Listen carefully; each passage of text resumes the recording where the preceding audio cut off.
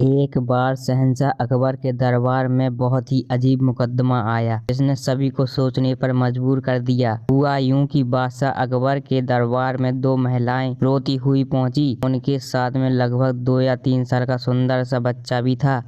दोनों महिलाएं लगातार रो रही थीं और साथ ही दावा कर रही थीं कि बच्चा उनका है। अब समस्या ये थी कि दोनों शहर के बाहर रहती थीं, जिस कारण उन्हें कोई नहीं जानता था। इसलिए यह बताना मुश्किल था कि उस नन्हे से बच्चे की असली माँ कौन है। अब अकबर बादशाह के सामने मुसीबत आ गई कि न्याय कैसे करें और बच्चा किसको दें।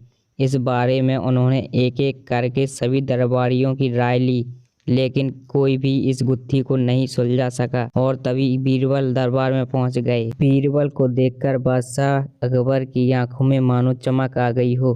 बीरबल के आते ही अकबर ने इस समस्या के बारे में उन्हें बताया। अकबर ने बीरबल से कहा कि अब तुम ही इस समस्या का समाधान करो। बीरबल को सोचते रहे और फिर जल्लाद को बुलाने के लिए कहा। जल्लाद के आते ही बीरबल ने बच्चे को एक जगह बैठा दिया और कहा, एक काम करते हैं, इस बच्चे के 2 टुकड़े कर देते हैं। एक एक टुकड़ा दोनों माओं को दे देंगे। अगर इन दोनों महिलाओं में से किसी एक को यह बात मंजूर नहीं है तो जल्लाद उस महिला के 2 टुकड़े कर देगा। यह बात सुनते ही उनमें से एक महिला बच्चे के टुकड़े करने की बात मान गई और बोली कि उसे आदेश मंजूर है, वह बच्चे के टुकड़े को लेकर चली जाएगी।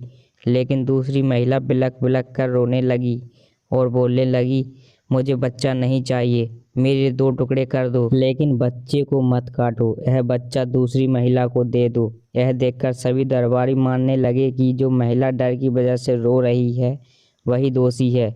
लेकिन तभी बीरबल ने कहा कि जो महिला बच्चे के टुकड़े करने के लिए तैयार है उसे कैद कर लो, वही मुजरिम है। इस बात को सुनकर वह महिला रोने लगी और माफ़ी मांगने लगी, लेकिन बादशाह अकबर ने उसे जेल में डलवा दिया। बाद में अकबर ने बीरबल से पूछा कि तुमको कैसे पता चला कि असली माँ कौन है। तब बीरबल ने मुस्कुराते हुए कहा, महाराज, माँ सारी मुसीबतों को अपने सर पर ले लेती है लेकिन बच्चे पर आज भी नहीं आने देती। और यही हुआ। इससे पता चल गया कि असली माँ वह है जो खुद के टुकड़े करवाने के लिए तैयार है, लेकिन बच्चे के नहीं। बीरबल की बात सुनकर बादशाह अकबर एक बार फिर बीरबल की बुद्धि के कायल हो गए। कहानी से सीख, हमें कभी भी किसी दूसरे की चीज़ पर अपना हक नहीं जताना चाहिए। साथ ही हमेशा सच्चाई की ही जीत होती है और समझदारी से काम लेने पर हर समस्या का हल निकल आता है। तो दोस्तों, आपको ये कहानी कैसी लगी हमें कमेंट में ज़रूर बताएं और ऐसी ही कहानी को सुनने के लिए चैनल को लाइक, शेयर और सब्सक्राइब ज़रूर करें।